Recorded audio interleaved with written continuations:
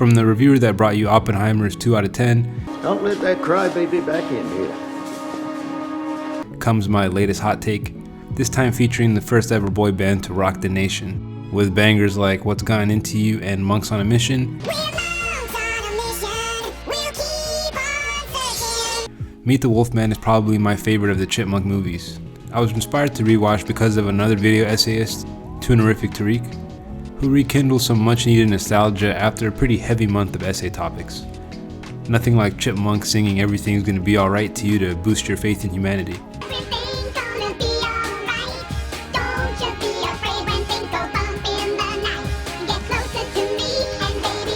With that said, the music from this movie is top tier. The character development of Theodore is an especially nice touch, since he always seems to play third fiddle to his older brothers. Theodore took care of it. Theodore beat up a werewolf? He doesn't need to know everything, does he? With more family focus in this movie than any other Chipmunk entry, the plot revolves around Theodore's concerned siblings trying to find a cure to his becoming a werewolf in time before the change becomes permanent.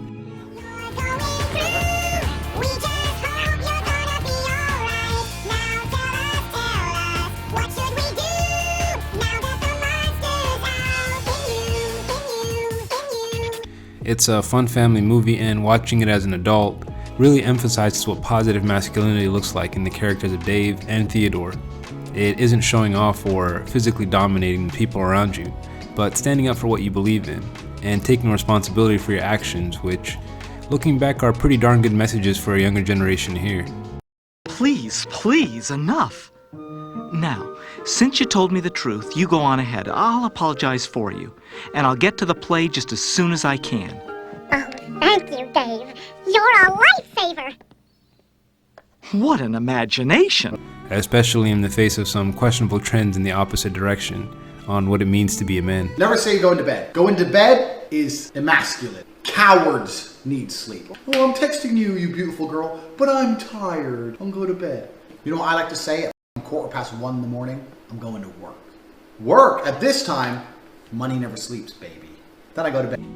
Highly recommended, if only for seeing Dave potentially square up against a 10-year-old. Hey! And in all fairness, that 10-year-old does look like a middle-aged high school football coach. Well, have you walking around with that nut-ass cut? Next up is Yesterday. It's the worst movie I've ever seen. By a long shot. I was interested in this movie mainly because of its premise, but that premise overstays its welcome as the plot is held hostage from progressing or giving us any true conflict in place of its half-baked romance between the leads. Himesh Patel's Jack Malik is a struggling musician, but also a great cover artist, which makes him the most reasonable protagonist when considering that the entire planet forgets the Beatles. Oh no, the Beatles don't exist! Oh bugger, it's a shame, isn't it? Let me know in the comments if you believe the Beatles are truly timeless, to the point where they could become musical icons off their hits today. I wanna hold your hand.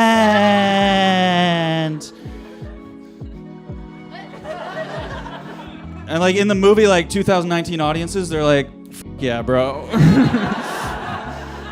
They're like, that shit slaps. That is... I'm not gonna lie, I don't think they'd be as big as they make Jack to become. There's no way you can convince me that I Wanna Hold Your Hand is a banger. Matter of fact, I don't think any of those songs bang in the whip. She was just 17. If you know what I mean. You mean you're canceled, I think. You can't do that, actually. Anyway, I did appreciate the commentary on Fame and Fortune. If you haven't seen it and don't want to be spoiled, go ahead and skip after this because major spoilers ahead.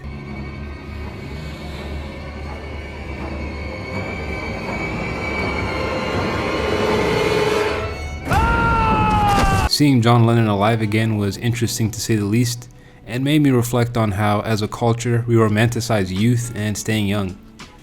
A corollary to the phrase, youth is wasted on the young, might be age is diminished by the age. I'm coining that, by the way.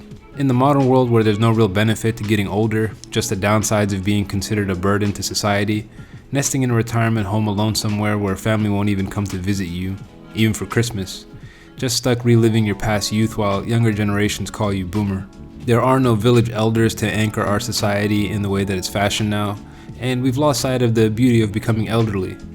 And because of it, the wisdom it carries, the foresight built from years of experience on Earth. Instead, we find ways to escape it, or better yet, shove it out of sight into some hidden corner to avoid dealing with it. I think it has more to do with a fear of death and a culture that isn't really built to reflect on our ultimate destination. Which is why we have the endless distractions to avoid succumbing to the reality that our leaders would want us to believe, that we're made to live to keep this beast of an economy on its trudge forward. Oh, brother, this guy stinks! Anyway, John Lennon is alive and that's a good thing. But really, I appreciate the reminder that art is meaningless without life, because without it, there isn't any. In the same way, sacrificing your life for your art or being self-destructive is akin to killing your own art. Seeing John Lennon find peace in his old age is a great message, even if the messenger being this film wasn't the best. I wanna hold your hand. Next up, Willy Wonka and the Chocolate Factory. After reviewing the new Wonka last month, I had to give this classic a rewatch. I love everything about this movie, from the world building and absurdity that takes place in the first half of the film, to the continued ramp up of the mystery and zaniness throughout the second. Willy Wonka turns the world upside down when a chance to see behind the veil of the elusive Wonka factory is presented to 5 lucky winners who find his golden tickets. He sent him 5 golden tickets, and the people who find him will win the big prize. The silliness and camp as everyone clamors to find the tickets is completely out of pocket. What's your case of Wonka bars?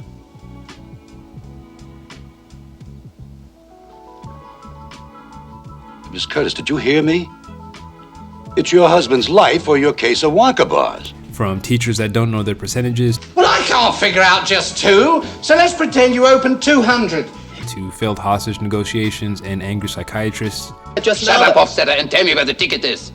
Special mention to the sassy supercomputer 2. The tone of the movie shifts from the serious and heartwarming story of Charlie Bucket to a world that can still be moved by imagination. It sets the stage beautifully for what we come to see as a series of tests laid out by the clever Mr. Wonka, who is looking for a successor to helm his life's work. Gene Wilder's chaotic energy in this movie makes it my favorite entry into the Wonkaverse. It's dry, heartfelt, humorous, moving, and so much more. Pure imagination playing as they break the glass ceiling is strongly symbolic of Charlie's triumph.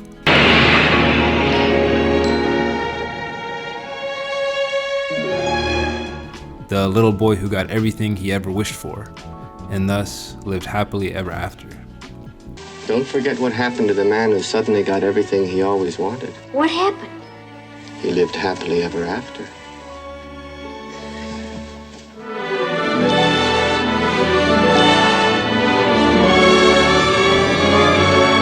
Okay, now we're getting into it, starting with the Book of Clarence. The Book of Clarence was a fun watch. A really strong premise that was unfocused at times, but I enjoyed the symbolism and examination of Christian meta-narratives in the film, especially in regard to its effect on the black community. Topics such as worldliness, martyrdom, and purpose all stir their fair share of discourse in this movie, and it doesn't pull back any punches. In the city that could be described as the center of the world, especially in today's political climate, we find our protagonist Clarence.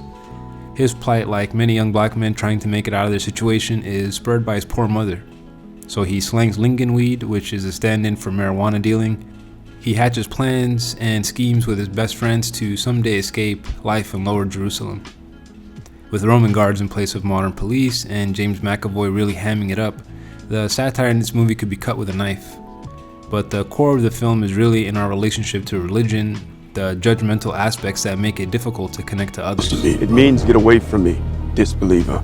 When we consider how powerful religious movements were for the advancement of the oppressed people of America, in the black community especially, and that it hardly plays a role in today's discourse in that realm as far as leadership and image. Not necessarily overlooked as much as it is non-committal to forming those same bonds on the street, the movie explores this dynamic in the relationship with Clarence's twin brother Thomas. Their relationship having soured once Thomas becomes a disciple of Jesus. He looks down upon Clarence's lifestyle and wants nothing to do with him. However, ignoring the rights of the parent and family, as well as filial piety in general, are major parts of the religious life. which shows that his position is flawed. No, you don't apologize. Clarence, I'm sorry for never taking you seriously. I'm sorry for leaving home and abandoning Mother. In the same way that those who cast stones should make sure that their house is right first. It is Jezebel, right? How do you know my name? Don't worry. Soon everybody will. Who are you? There's also a critique of martyrdom in the movie, of losing your life while still very young to the system or the government or being rebellious, which is pretty enlightening. Following the example of Jesus is difficult, and the best examples in the film of him aren't in his martyrdom, but his willingness to accept the meek, the castaways, and the brokenhearted. These are the flock of the shepherd, and it is through them that change happens. So my takeaway from this was to emulate that very important characteristic, that the black community needs solidarity more than it needs martyrs. It needs willingness to put others before you, instead of tearing each other down and making sacrifices of one another. Maybe a little less Cat Williams and more Bernie Mac, if that makes sense. We should all be kings of comedy and not necessarily tear each other down to hold the throne.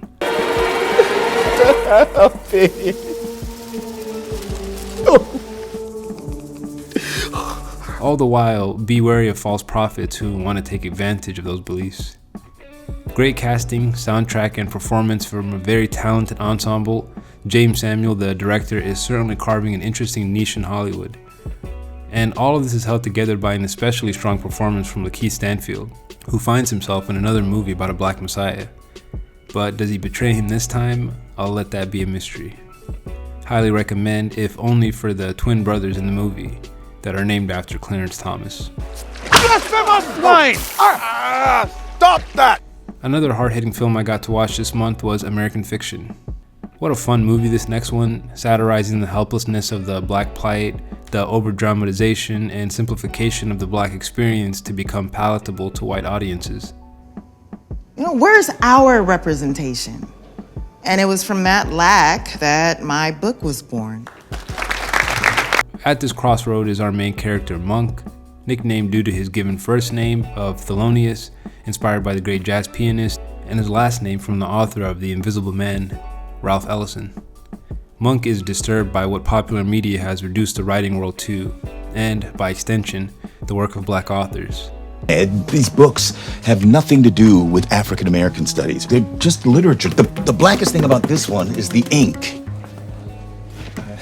The absurdity and the level of awareness of color in America is only made starker by the need to assuage any guilt for this awareness by drowning ourselves in distraction from work that would move us beyond the pale. It's an intriguing twist. The age-old art meets commerce is spun into black experience meets white palatability, which at the end of the day is what moves and drives commerce. And that's the rub of the movie. At the end of the day, consumption rules what art is seen at a scale, and this consumption is guided by all the media houses, which are finely tuned to assert only a specific type of experience. That's why there are no James Baldwins today, no Ralph Ellisons, no Maya Angelou's.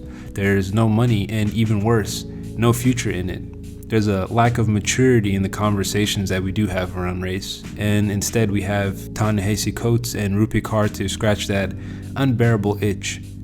And that's just not good enough, to be quite frank. The lowest common denominator must be satisfied to exist as an artist, or be relegated to the confines of your own mind, because the world doesn't want to engage in complexity, nuance, and self-reflection. I don't need to write about my life. I write about what interests people.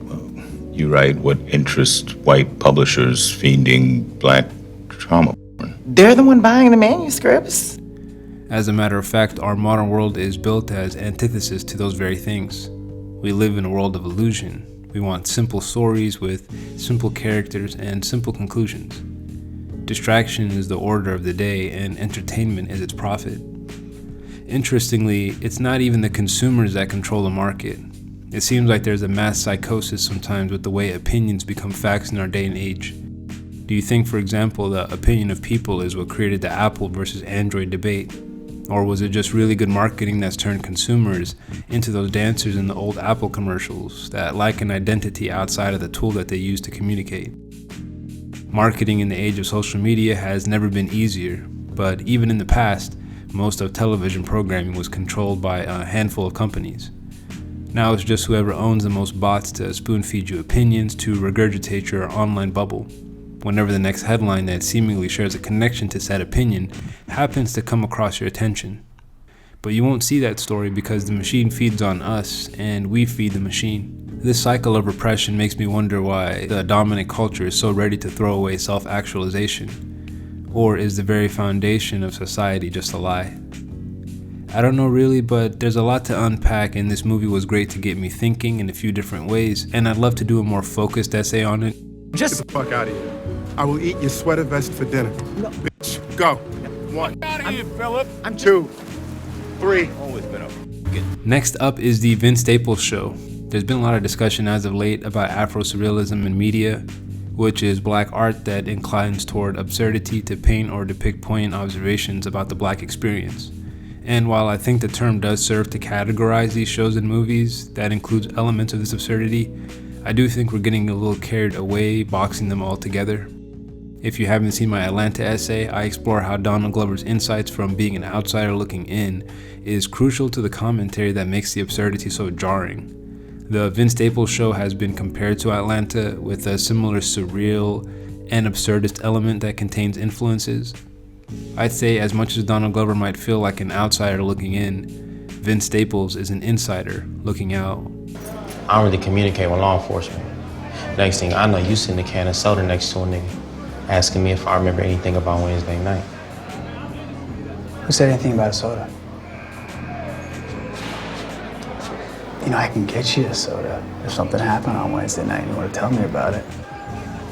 Huh? Where Atlanta is reacting to a world that's predominantly white, the Vince Staples Show is navigating the world being black, especially with someone whose reality is so foreign to the average American experience, yet could only be an American's experience. Oh, ain't no way, boy. What up, cuz? Come on, nigga, what it do? Cuz, you up here with the Louis? Hey, I'm coming here giving you some love, being all bashful and superstar. And sharing this experience in a way that sparks humor, thought, and hopefully a second season. I'm a big fan of the work of Vince Staples. You can see one of my earlier video essays about him here. I promise that I'm going to do a more thorough deep dive of this show in an actual video essay, so stay tuned. My name is Vince Staples, and I approve this message. Kapow! Alright, just a couple more left. To help with my video essay regarding the topic and in preparation for the release of part 2, I did a rewatch of Dune. I won't go too deeply into this one. If you want to hear my more detailed thoughts on the movie, check out my video essay that's out now. At a high level, I think there's a more exciting and complete film here that's held back by the burden of faithfully adapting a very dense and politically charged epic. I felt like the pages were brought to life, but outside the context of the book, those pages can run dry as desert sand. Knowing that not all of the story could be told in a reasonable enough time frame relies on the promise of what's to come as a crutch, so it's difficult to look at this as a standalone film. The director and cast have spoken to the first film being more of a setup for the second, but all in all, it's still a strong showing of the capabilities of the director, Denis Villeneuve.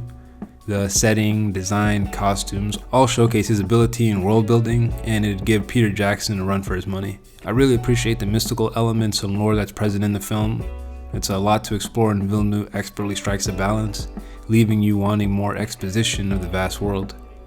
I really enjoyed Paul's awakening, the burdened hero, the flawed protagonist, the subtle hints to his fate throughout the foreshadowing of his grandfather who was killed because of moonlighting as a matador, pointing to him also wielding a dangerous force that he may lose control over.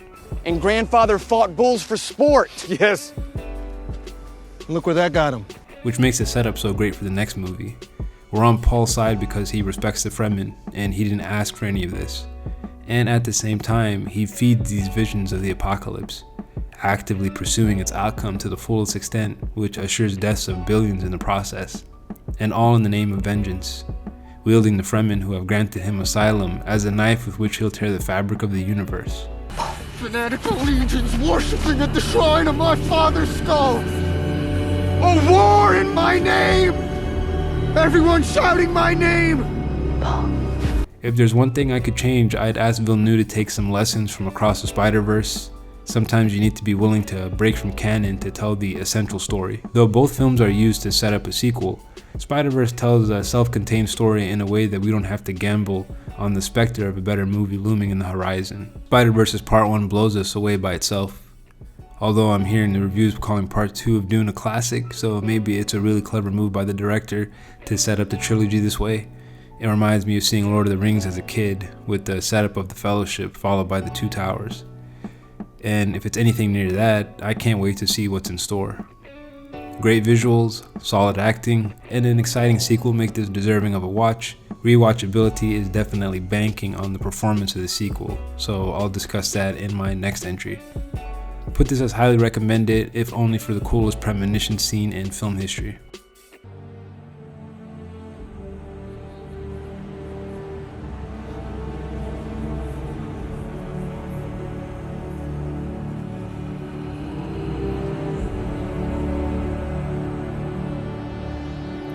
And last but not least, lucky number Slevin. Heavily influenced by Guy Ritchie, this fast-paced, action-packed, and brilliantly told story is about a guy who continues to find himself between the intersection of wrong place and wrong time. But the odds remain in his favor as he continually rolls the dice despite his predicament. A twisting, winding plot filled with a cast of colorful characters and quippy dialogue that'll keep you entertained throughout. This movie is all adrenaline and chemistry between the ensemble cast. Bruce Willis' charisma is through the roof and makes me remember just how good he is as the stoic anti-hero. It makes me sad to remember his current condition, but all in all, what a great body of work to leave behind for us to enjoy. Morgan Freeman and Ben Kingsley also deserving of praise, as the two once business partners turn rivals trying to one-up each other in a game of cat and mouse. It's too bad that good cat was the one chasing the mice all along. A revenge plot you won't see coming. Highly recommend this movie if you want some action-packed fun along the lines of Rock and Roller or Lock, Stock, and Two Smoking Barrels. Anyway, that's all I've got for this month. Hope you enjoyed the reviews. Let me know if there's a movie that I should deep dive from the list or anything you'd like to see a full essay on. I'll be putting up polls soon on Patreon for voting on those deep dives. Feel free to follow me on all the socials as Casmaloop everywhere, and Letterboxd for a sneak peek as to what I'm watching for the monthly reviews. And as always, thank you for watching. It's over 9,000! What, 9,000?